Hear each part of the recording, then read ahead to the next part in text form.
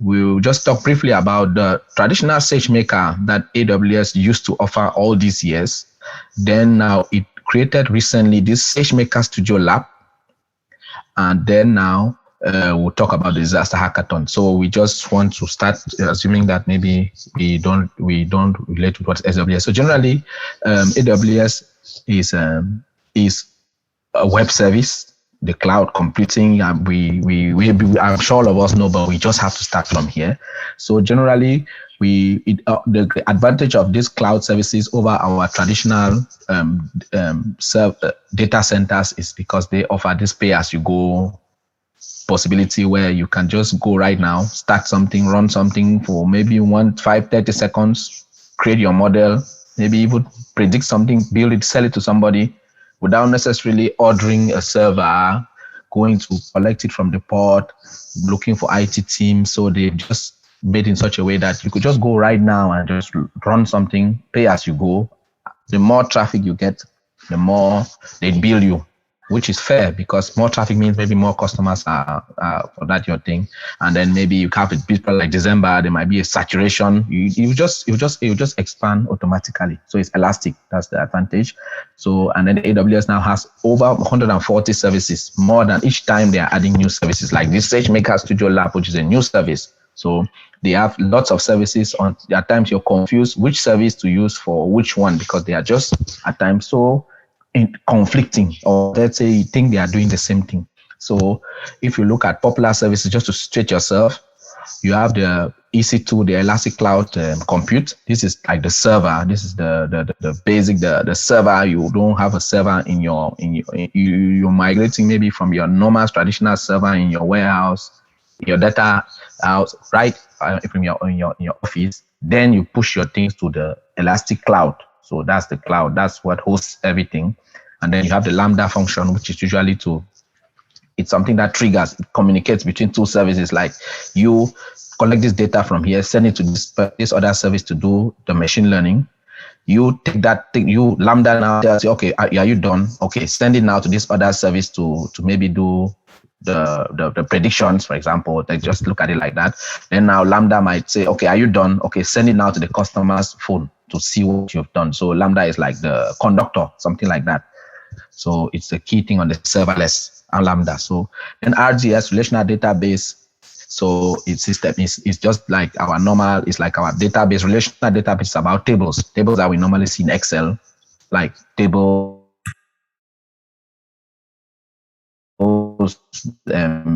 columns, rows, columns. So when it's structured, it's mostly stored in that database. So you have your data in the cloud. Now, Elastic Cache is like something that it's like a buffer. You have 1 million requests at the same time. Your service is trying to treat them. So the Elastic Cache can hold them for some time, like a cache, like a memory, just a temporary. It keeps them in the line waiting. You came first, wait here. When they finish with the other serving the other guys, then you can go in rather than lose those commands. So at times you might want to open a web page. It's taking some time longer than before. It's because the Elastic Cache has held that your request is keeping it. It's not forgetting it, but it's just waiting for others to be served who came before you. So S3 is a simple storage service. So that is also like the storage. You can store anything. It's like the data lake in AWS. You can store anything, data, structured data, unstructured data, text, images, Excel tables, whatever. You just dump anything there. It takes anything. Then Elastic Block Storage is more of like your hard disk. It supports the S3 most of the time because the S3 is usually if you turn it off, you can lose some stuff, but the Elastic Block Store is usually something that saves what you've done. Let's say you shut the S3 at night, the Elastic Block Store keeps the data. When you come back tomorrow morning and you continue, it easily it picks on from there. Then the cloud front is what usually transfers information. It's like a servant or errand boy.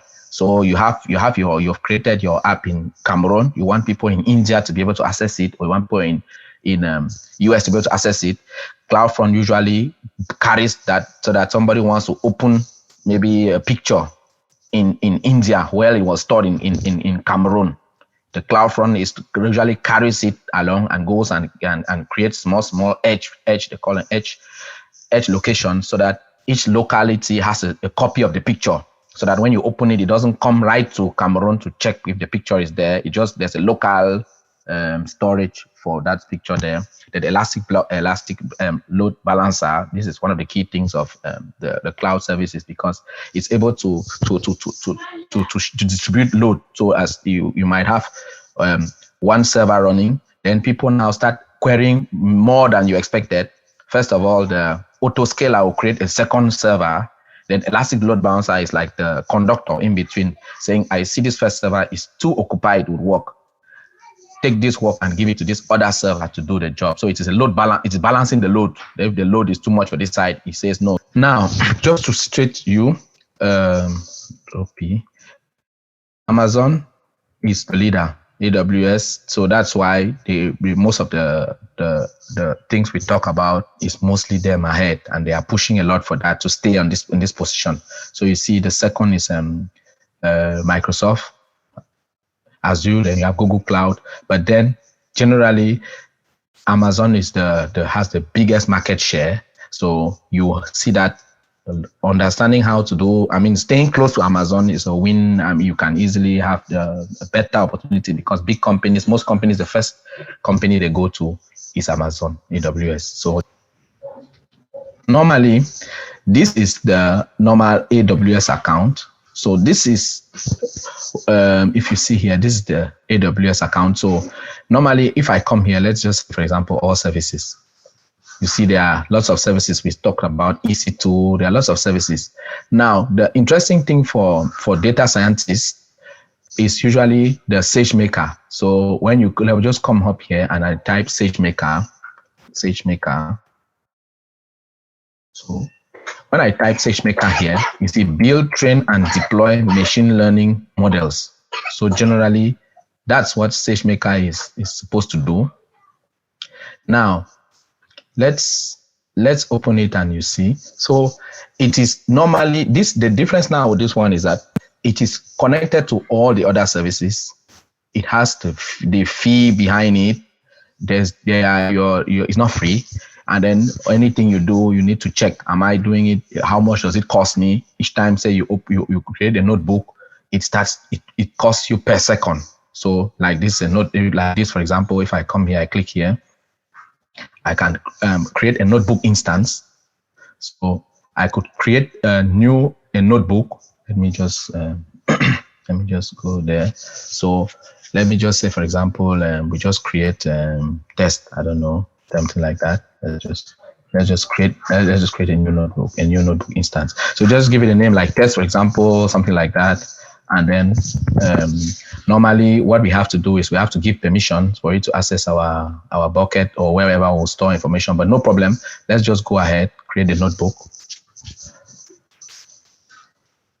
So now it is creating a notebook instance. It's going to take some time. So let's move on. So generally, this is how you create a notebook, but as soon as it starts creating, it is going to be billing me.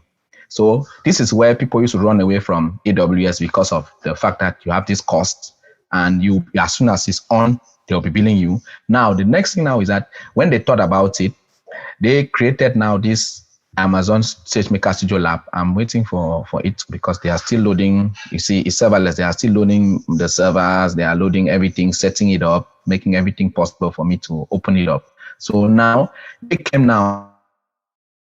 Okay, good. So here, this is the test we're creating, the notebook instance we're creating. It finally it gave us two options: either you open in Jupyter or you open in Jupyter TriLab. So if I open here, this is what I'm trying to open. I have a problem with a connection. Normally, it should open here.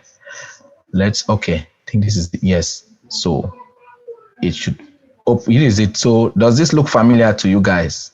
It looks familiar, right? Yeah. So I can open a new. Yeah, it looks familiar. This is normally. So I can open a new. Now I'm able to choose Do I want to use Python 3, Conda Python 3, or I want to use TensorFlow, all of that? So you see it has all these SDKs in there already for you. So you can now say, okay, I want to use Python 3, for example. All this per second, all this as I'm talking is billing. So people used to be afraid. So now I'll be able to do my machine learning here.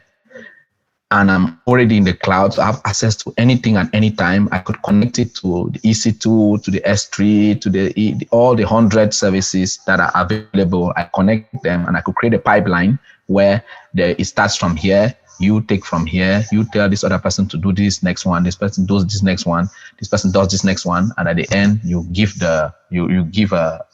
create an API and send the response to maybe somebody's mobile app. When a customer requests information from us, we send them that. You send it to me, I do the treatment, then I send it back to you, to the customer's front end. So all of this, as soon as you're inside this whole thing, you're free to do all these things here. So you have even the Sagemaker Studio, there's the R, there's the ground truth for people, even labeling jobs. People label jobs manually. You send them pictures, they label for you manually, and you pay them. You have the training, inference. All these things are done here. You are free. It's just one service out of 100 and something. So now you see the Jupyter notebook is there. So I can do my print, maybe anything I want. Print as usual. We have it, our yellow wall or whatever thing, and then I run it normally. So I'm there. I'm already. This is what we are familiar with normally. So this is what we are familiar with. So now this one is costing me. So I have to go back and stop it so that it doesn't cost me. So I'll have to go here, click here, stop this. Then now, but with the Sagemaker Studio Lab here, you don't need to bother about anything because it is free. It is free. And then it is giving you this CPU and GPU for those who are doing heavy deep learning projects like picture, computer vision, natural language programming, lots of stuff that you need to use GPUs. So CPU will not be enough. So now the problem now will be that here GPUs are going to cost me. If I go here and I show you the cost of GPU, you will see that they are saving us the cost by creating this, so that we can now spin GPUs freely without anybody disturbing us. And then we have now a permanent storage like the Elastic Block Store that we saw here, like this one that we saw here, this one, Elastic Block Storage, like your hard disk or your memory key or your USB, your drive, your storage. You have 15 gigabytes of permanent storage of what you're doing there. So you can store up to 15 gigabytes there. And if you are not okay, you delete it, you come. So you have a permanent storage. And now the difference now with this and Google Colab is that Google Colab, as soon as I close this thing, my session, I lose everything. But with this Sagemaker Studio Lab, you close it, you come back, you continue from where you ended. So that's one very good thing about it.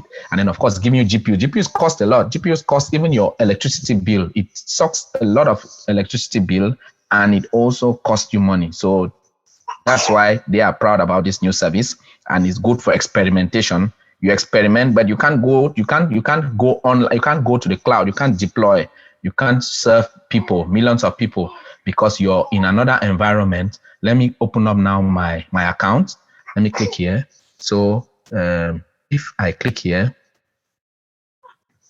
I get into my account. So I have the option of using GPUs or CPUs. So before going there, let's look at what is available. So here, when you have this now, you're free. They give you 12 hours of CPU and 4 hours of GPU. That's just so you can restart, so that you don't leave the machine and forget it overnight, and then maybe whatever cost, or not really cost, but just so you can always remember to come and stop and start again. So now you have here, for example, they have this deep deep learning book, which is a whole notebook. So if you visit it, you would see that you have some you can take some training here on some deep learning aspects, getting started, learn by doing, stuff like that. You have a whole, let me show you how it's done. So if I click on runtime, I'm starting the project. So I'm starting the project now. It's loading, it's spinning, it's setting up the servers and everything for me to be able to work. And soon you'll see a timer will come here and telling me, okay, I have 12 hours since I chose CPU. So that from there now, I'll be able to, okay, now we are here. So I have 12 hours remaining. I can stop and start anytime. So if I come, so now I have this copy project. So I'm copying this project. It's similar for the others. I'm just showing you this one. It'll be the same for the others. So you have the machine learning university there to learn some things of machine learning. This one for deep learning. You have the Hugging Face, which is an advanced model for natural language programming. This thing that you start typing something on Google and it completes the text for you. So I can either copy the notebook only or I clone the entire repo. Let's clone the entire repo. I've done some of it already. Let's clone. So I'm cloning the repo of this book. So you see now I have the whole book here. So this is normal Studio Lab. This is like it looks like almost like the Jupyter Lab, but this is now I'm in the Sagemaker Studio Lab. So I am now able to, okay, you want to build a Conda environment? No, I don't want to waste time building it for now. But then you click on OK, it's going to build you. So it's showing the SDK. Normally it's Python. Just click on this thing. Is just to click on OK. Now, so if you see here, these are the chapters. So I can go to the first chapter 1, chapter 2, chapter 3. So I might not necessarily need to go here. Calculus, linear neural networks, multi-layer deep learning, custom convolutionary recurrent neural networks, modern whatever attention mechanisms, R, LSTM, all these things. So scalability of your applications, AdaGrad, all these optimization functions. So computer vision, object detection. So you see, I can, if I click here, for example, I click there, it's an IPython notebook. It's a Jupyter notebook. So it means that I can run this code. I can run all of this code, and it is free here, and I'll be seeing the results. So that is just one of the services here. So you have this other one, which is the machine learning university.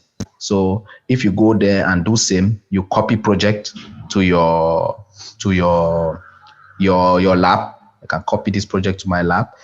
You'll give me access now to natural language processing, tabular data, which is mostly structured data that you'll be using, normal data that we know, like using your random forest, your decision trees, linear normal tables. Then you have computer vision, which has to do with pictures. Yeah, these decision trees and still related to tabular data. So you can still do the same thing here. Copy all of this to the table that way to your, yeah, you can copy all of this. So the next thing again here is that you see here is anyway, let me just show you something in this. Let me just show you an example here. It might be good for you to know that you have videos here in this let me just, for example, open this one. So they have some accelerated, these are their notebooks here. Then now if you see here, these are some video lectures to natural language programming, but it's accelerated. So you need to have at least the basic idea of like machine learning, because it's like kind of accelerated somehow. So if you see here, you have these videos that you can that you can follow to also come back and follow them with those notebooks. So that's the next thing for Sagemaker Studio Lab. Then here, Hugging Face is home transformers, is advanced recurrent neural networks for natural language processing to help to improve how we maybe complete text, how we translate text, all these things. So it's advanced.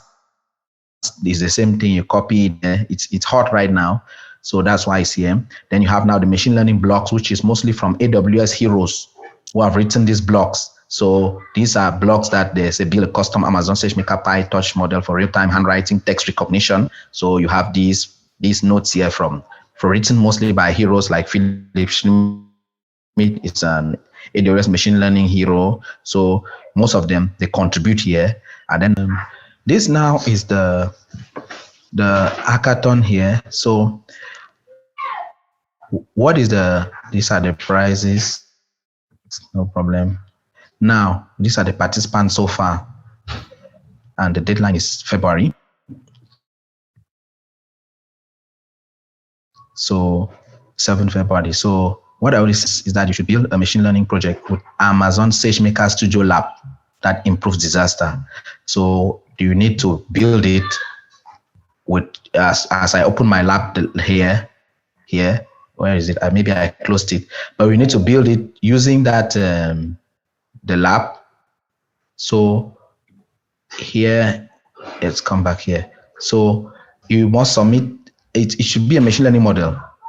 So you don't need to train this model from scratch. So you can use an existing model and just apply maybe transfer learning. They're usually good for these computer vision models. They don't need to train them from zero. They are very heavy. So you can just use a model and then maybe put in your own data and then just run it. So you now include a demonstration video of the entry in English to explain what you did, and then must identify contributions from each member. So include a link to the open source code on GitHub or another code repository sharing service. The code must be public. So you put it on GitHub, what you have done, the code. So here you save it like this. For example, if I was here, I can save download.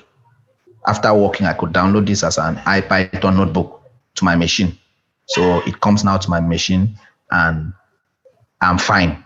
So that means that they need you to do that in Sagemaker Studio Lab and download it and then send it now to them so that they can be able to assess your most thing that they're assessing there. Let's just look at the prices. So first place is 15,000 USD and then 5,000 of AWS credits to be able to go now and do test experiment in the real life with these credits. It's inside the AWS thing. So this is cash. This one is for you to be able to maybe go and build more projects. Then you have all these prizes here. So now let us move on. So the judge now, they are judging. It includes the extent to which your solution can be widely used for disaster response. So you're trying to give a solution that they can use in many situations to prevent disasters. And then now the quality includes the creativity, originality, and implementation includes how well the idea was prototyped using machine learning and Amazon Sagemaker Studio Lab. So they really want you to use this Studio Lab so that machine learning beginners can just start their career with this and also contribute. Yes? Any question? So here, you send this where you submit your project. So you step one, draft it, step two, you submit here at the end, after everything is over. Now we say that these are the participants and participants here. So these participants, some of them. Now, for example, I could start looking for a teammate. So I introduce myself, and then now it means that I'll be trying to meet with people here. But let me show you something. If I put like that, you see that there are many people who are introducing themselves here, and there are also many people who are looking for teammates here. Let me just click here. Click here. Let me just click here. So many people are looking for teammates. So which means that you could team up with somebody here who maybe has a complementary skill for you, so that you can be able to work together and then come up with the solution. So here people who are requesting for team members to join them. That's another interesting thing there. Now let's move on now to resources. So they are trying to give you some resources for inspiration so that it can inspire you to look at what some people have already started doing based on NASA Earth Science data systems. How can we help society respond to natural disaster by using Earth remote sensing observations? So you have things like this. So these are people presenting sample stuff that they have done already. Like, for example, he's talking about what he has done so far to fight disaster, and then where he has the challenge. So you have this inspiration here. So these things now are to inspire. This is in Spanish. So this one too is to inspire you to be able to understand how some people have tried to go about it, and then where they are blocked. So they are trying to help out, to give you ideas. So the thing now I would advise you to do is to listen, to follow most of these things, so that you can, how can we accurately, efficiently determine the extent of damage to individual homes in a given given disaster impacted area. So it will give you tips and inspiration. And then this inspiration now will be what would make you now to come up with the framing the business problem. How can we solve this problem? Which kind of data do I have available? For example, with Ebola, they were following tweets as people were tweeting about, maybe my cousin just died of Ebola or all that. So those tweets, they were able to identify the zone based on the GPS that where those tweets were coming from, and be able to isolate that area. So it's just examples of that. These things are to give you inspiration to be able to understand that, okay, this is a possibility, I could think in this light, and be able to find now data for that light. So that's why a team might be, there's somebody who is good in the conception. I have this idea, but I don't know how to code. Then there's this other person in the team who is able to code, but needs that support. So now they are not they haven't published anything yet. They have no other updates. Okay, some few updates, join us, this and that. Then now you have the discussions, which is more of any issues that you're facing. And then again, we come back to this inspiration. So if you have, for example, your overview here,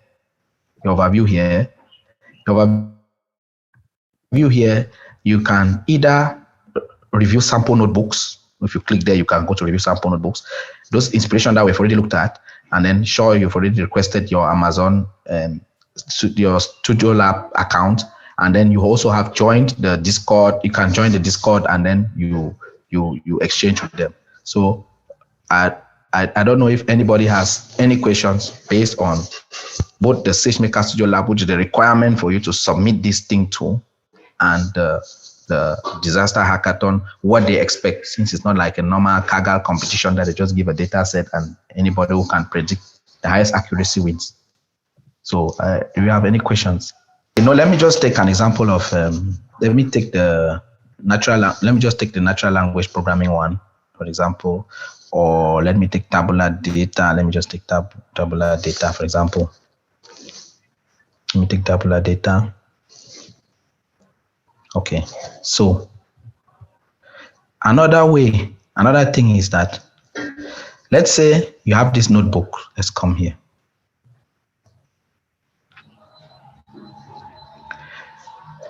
EDA. So this is, for example, an example of how you do exploratory data analysis, which is the key and the first most important step, because this is where your data analysis skills, not necessarily your machine learning skills, your ability to analyze data or to analyze the business starts. So we are now looking at, we are working on this pet adoption, this and that. They are explaining you are understanding the data set you're working with. So we are trying to read in the data set. So for example, if I want to read in this data set, this is the code. Okay, this is the notebook for reading the data set. This is the statistics. This is what I'll get. This is, they will start giving me, maybe they look at the description of what the structure looks like. They'll do some plots to see how they look like before being a machine learning model. Okay, now, so this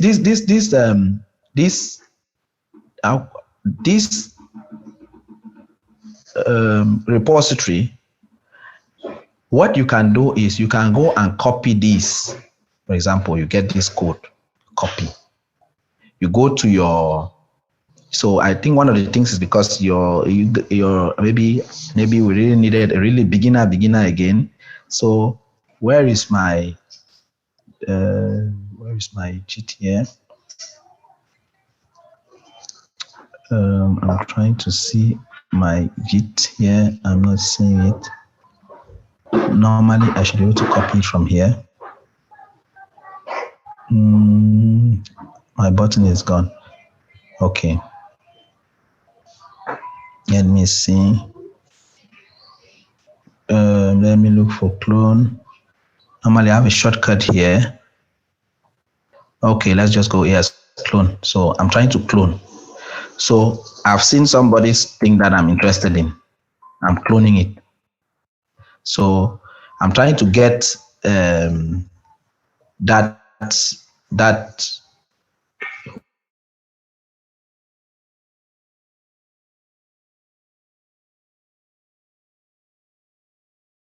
what those guys have already done, so that I can be able to exploit their code and maybe data set. So if I come now, I click on notebooks. If you remember those ones, the thing is not straight. It's that EDA here. This is that EDA here again, but now it's in my Jupyter. Let me go and select my Python. So I have to select that is Python. So these are, it's my Jupyter lab, but now what is the difference? I can run this. Let me run it. I'm installing. I'm installing all the requirements that this person has already created. So it's running. So before, when it was here, the person has already stored it here, and you cannot run it. It's like a text file. Just think of it like it's a text, like a picture or whatever. So, but here now, I'm able to clone it. So I was able to clone it there. See here, I cannot run it. I cannot, there's nothing I can do. It's not like, it's just like that. It's just plain flat. So I've seen somebody's work that I like on GitHub, and there are many works like that, thousands of them. Then I just go to the person's address. I go to the repository here. Just like I did, I copy it because I want to collect all these files.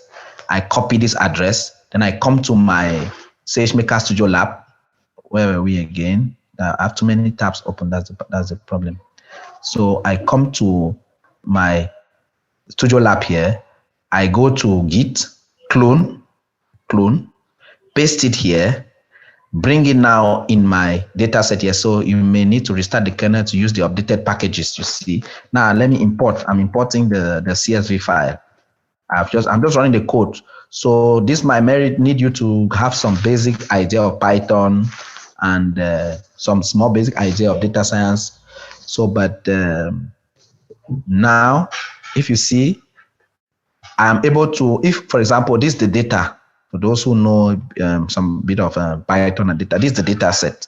So if I change this data set to my own data set that I have thought about, that is interesting for me to solve this disaster challenge, maybe it is collecting the data of what happened when maybe there was some flood, the number of people how the weather was before the flood came, maybe 2 days before the flood came, some data set that is representing how maybe towards the days of the flood, we could have seen it by the weather changes, but we were not vigilant enough. So I can put that same data set here, then which means that from down on up down here, I am plotting, it will be a different thing that I'll see here, dot head.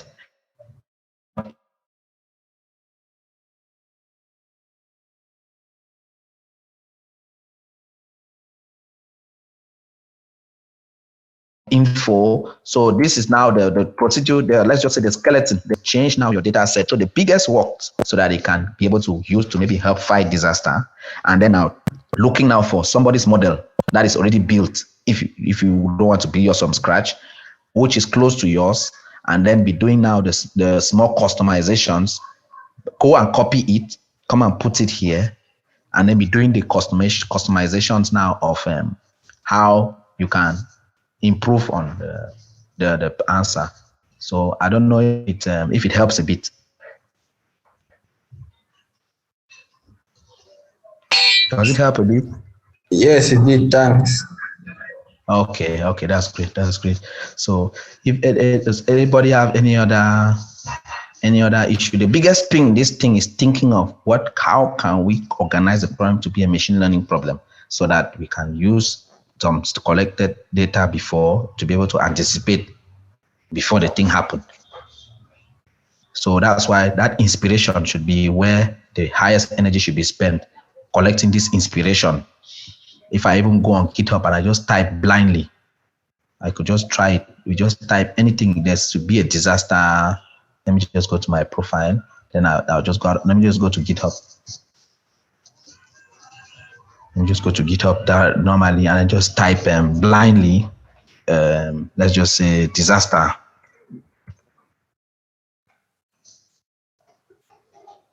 I just type disaster. So you see, somebody is talking about whatever business condition, disaster, natural. I don't know. I'll just type natural disaster. I'll just type anything I like. Natural disaster prediction using CNN and Sentinel-2 satellite data to predict landslides. Okay, let me open this one. So let me open this one. So now these are his Python files. Accuracy, auto download, cropping, whatever the data set, the image. So he's saying that landslide prediction does most work. Use image permission is granted, is hereby granted free of charge to any person obtaining a copy of this software, whatever. So that's GitHub. Now I can, if I come in and I see that the model is this is let me go to landslide detection. You use TensorFlow here. So let me look at it. So if generally you look at it and it's okay, then you do just like we did. Copy here, copy, go to your Sagemaker, clone it. Where is it? There are too many files open. Just like we did, go there, go on your Git clone, and then you, let me, I should be one of these. Yeah, okay, no, it's this one. Go to your Git clone, click it there, clone it, and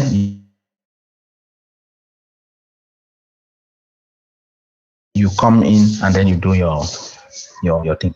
So you see what it's doing? Okay. It's asking now for that Conda environment, so I could install it and run it. Okay. So do we have any other questions again? Based on Sagemaker Studio Lab and the hackathon, how the way to go about it.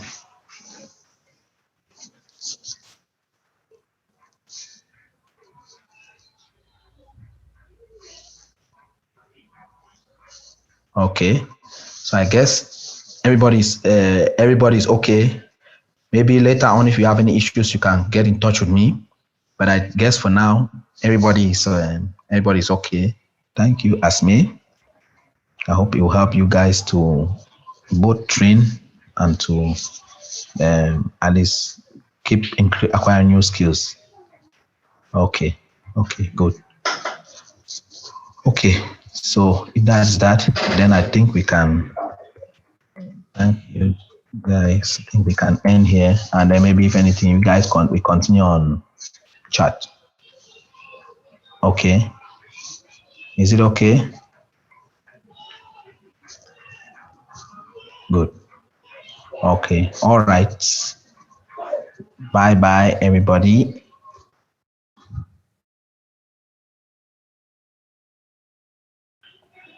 Bye. Thanks a lot. Okay, good.